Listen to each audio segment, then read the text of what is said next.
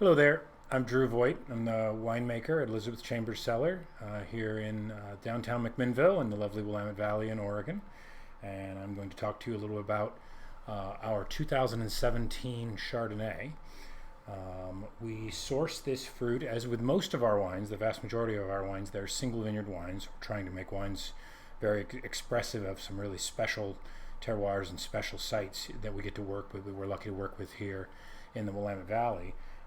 And in 2017, we sourced some Chardonnay fruit from Mimi Castile's Hope Well vineyard, located in the Eola Amity Hills. A very interesting site with very complex range of soil types and some interesting geological diversity, farmed with extremely innovative permaculture kind of approaches, sustainability as a goal.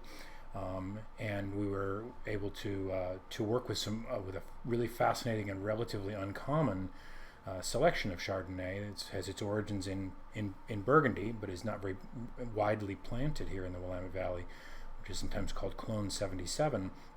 But it's notable in that it's what's called a Musqué clone. Musqué clones are they come in lots of different varieties, but Chardonnay Musqué clones have the characteristics we expect from the cool climate Chardonnay, but also has a pronounced floral character that's a little different than a lot of other Chardonnay selections.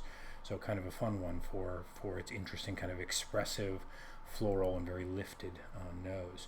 So this fruit was hand harvested and then whole cluster pressed, briefly settled before the juice was racked into a mixture of new French oak barrels, including a few 500-liter barrels, big sort of double barrels, which we call puncheons, as well as a few smaller normal-sized barrels, and then also some stainless steel vessels as well. And so it was about 25% of this wine was in the new oak barrels, and the balance was either in neutral or non-wood vessels. The wine then fermented entirely dry, and went partially the stuff in barrels. The material in barrels went through the malolactic fermentation, the secondary fermentation that Chardonnay often does.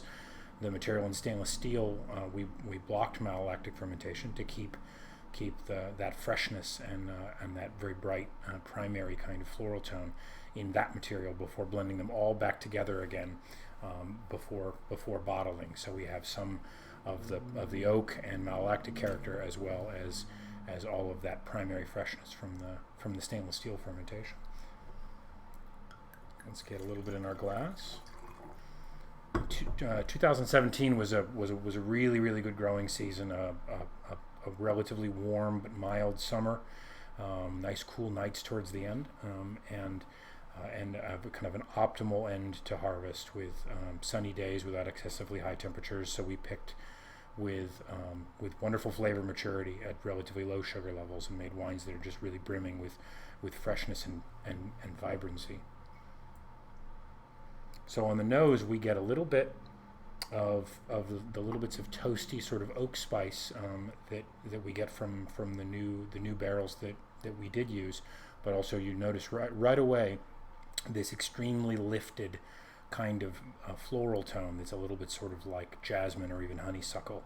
Again, a little atypical from some Chardonnays, a little different, which makes this kind of interesting from this rare novel selection. But we also get lots of apple and lemon curd and little bits of sort of candied citrus character, little bits of green pear, those sorts of and sort of stone fruit characters, white peach, little bits of nectarine, those sorts of things, but really dominated by the apple, the citrus, and then that pronounced floral tone.